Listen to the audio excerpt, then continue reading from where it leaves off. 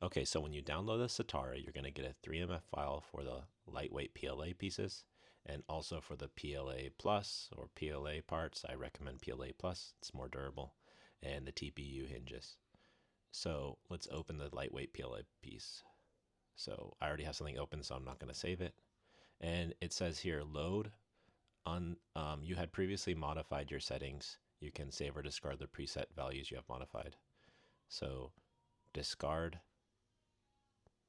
and we're going to open this, and you can see right here I have all the files on different plates, all the fuselage parts, the wing parts, and the tail fin and stabilizer, and another fuselage part. So I use the P1P and X1C, um, which is what I have, but we'll go over what happens when you use something like what I have. It's going to transfer everything really nicely. Okay, so let's slice this.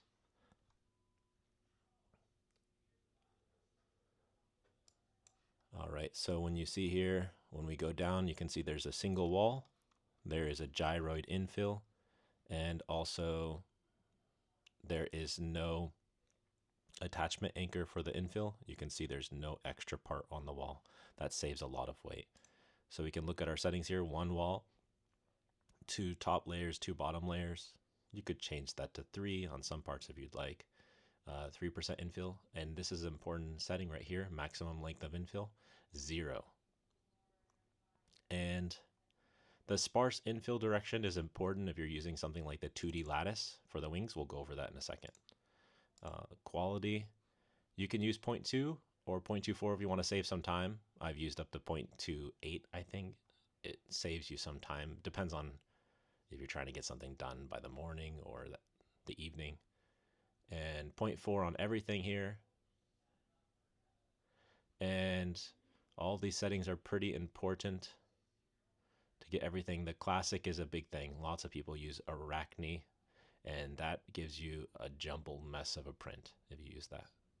That's a big setting that you need to have, classic. All right, so those all work, and you can see I have, if you go here, I have these yellow modifiers. You can add those yourself if you right click a part and click add modifier, and then you can add it and then change the shape of it. And so if we go here, objects, you can see fuselage 1, and I added a generic cube. And what I changed on that was this to concentric infill. So what that does is when we slice it, we can zoom in. Look at it, adds a really nice, I could have modeled that in CAD, but this does a better job than CAD would, and a lot easier too. And so it adds like a nice, when you're landing, it adds a nice support right there that's direct. So it will make your plane a lot more durable with really almost no weight gain. And then I think, so you could add that yourself if you want, but, and then it's added over here too. It turns out a little differently when it prints there, but you can see it. Okay, and so did I add it anywhere else? Let's see. You can see right here, there's also that concentric infill. That's kind of a nice trick. And I don't think I added it here. I think I modeled it directly into this part. So it depends on the part. And right here you can see that there's the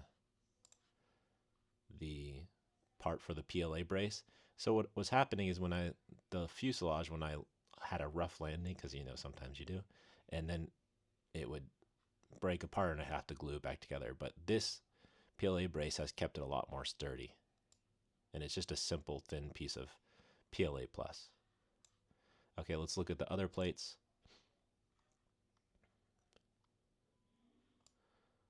So again, gyroid on the fuselage. Gyroid on the fuselage is a lot better for fuselage parts, but for wings, where they're thin and long, I definitely, you can see we're going to go here. I use the object part right here for all the parts. It's a lot, so you can modify each one. So let's go to preview, click on it. So horizontal stab 1, and go to the strength. And you can see I use 6% and 2D lattice. And then the other thing is you're going to have to arrange the direction to make it line. So if I change this to 0, Let's see what happens. You can see it prints in a different direction, which is not going to really give you much strength. And I've done that before, and I had a really warped wing. So let's change that back to 90. It depends on what angle you rotate your parts at, but so you might have to change it for each piece depending on how you rotate. Okay, so you can see all of my tail fins and wing parts all use gyroid. No, use 2D lattice, and then the fuselage parts use the gyroid. No modifiers on that one. And then the wings. Let's see here. We can look at the parts. So this is the object mode. The global mode is for the basic settings, and then object mode, you can come in and change each part. So I have 4% on the 3% on the main wings, and then since the spar doesn't really go out all the way into these wings, I added 4%, which also has a side benefit of making them really durable. And then 4% on the outer parts. And these are the tips of the horizontal stab. Okay, so that's for the P1P. When you download the 3MF, it's already all there together. Has all the modifiers. If you are using another printer, let's go to the Ender 3. I just downloaded this profile. I don't have this, so we can transfer. You can says you have changed some settings of the preset airplane V3 foaming. You can save or discard the preset values. So let's transfer that new value. And old value, new value. So we want to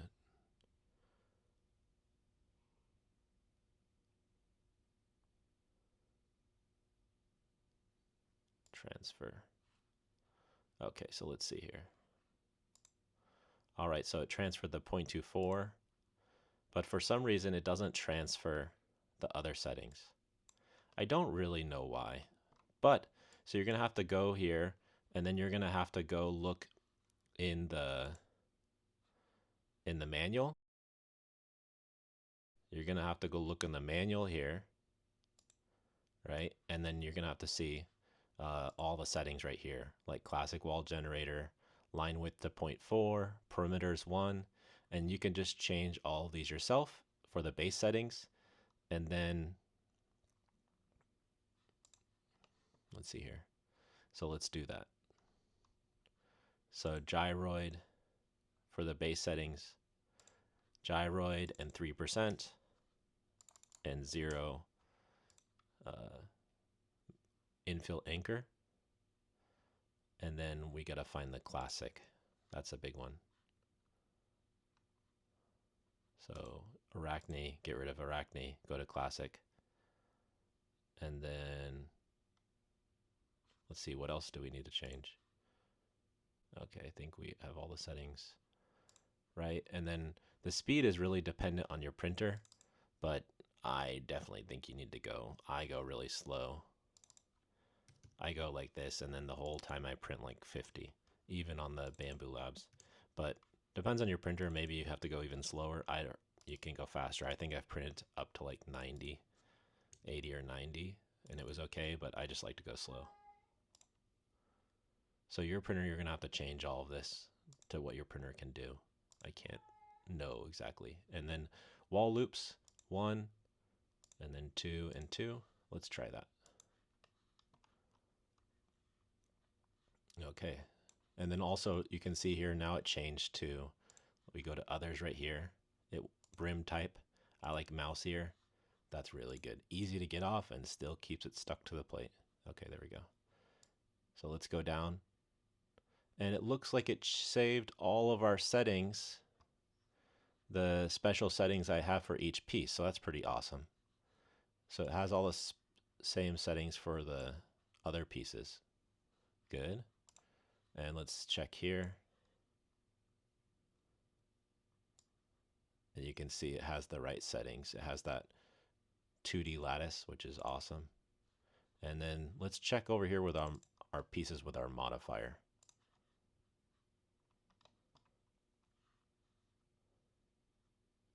Okay, so our pieces with the modifier. Let's see if the modifier worked. Yes, it did. Okay, so as long as you it seems as long as you need to, It seems as long as you change the base settings to the right stuff, then you're going to be on track. And all the object settings seem to save correctly. Don't really know why or anything, but let's go here. I changed that all to 0.4. That's just what I do. I'm sure you can change and adjust however you'd like, but this will get you something that works. Okay, so another thing is, this is just an information dump right now. Something you can do, I believe I've done on all the parts for you, is paint the seam. This part I didn't paint a seam. Let's find out what. Okay, so let's find a part that I probably painted a seam on. Let's see here. Maybe I didn't paint a seam on any of these. But you'll notice that some parts, you might have a seam that goes where two pieces connect, and then that will make it harder to connect the pieces. So what you can do, so let's slice this part. Okay, so I don't even know where the seam is on this one. Okay, so let's say we want the seam on the bottom. Let's just do that as an example. Vertical, and you just go start at the bottom and go to the top. And watch this. We slice it again, and boom, the seam is there. So if you're finding a seam in a spot that when you print it and it looks all wonky and it's not a good spot, you can always just paint it, and I recommend doing that if you need to. Let's see here. Oh, so this is a seam I don't like. I don't like the seam here, and the reason is because if the seam is here, then when you try to glue the tail fin to the fuselage, it has a little rough edge there that you have to trim off. You kind of have to use an X-Acto blade and cut it off so it glues flush. So what I do is, and it's not the prettiest seam, but what you can do is make a seam that goes, oops, I don't make this one vertical. Make a seam that goes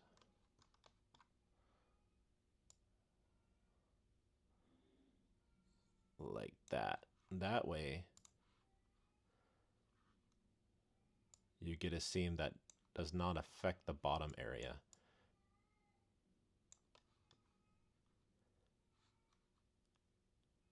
Okay. All right, so everything looks good there. So yeah, you're gonna have to look in the settings, go to your manual, check all these things.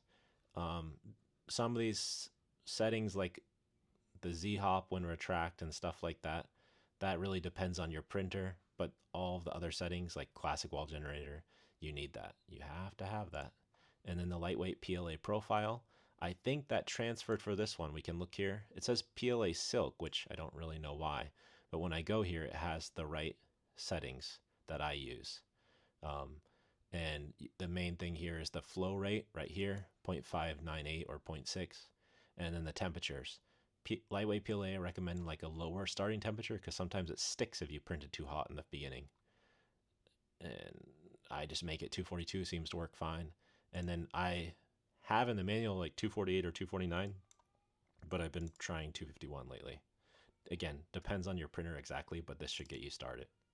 For the plate, I found that going to 70, it's quite hot, but it seems to really like, sometimes parts of the plate are not hot enough, so 70 makes everything hot enough and it sticks really reliably. And then I have 12 max volume metric speed. Again, depends on your printer. If you're using a Bamboo Lab printer, this will work great for you.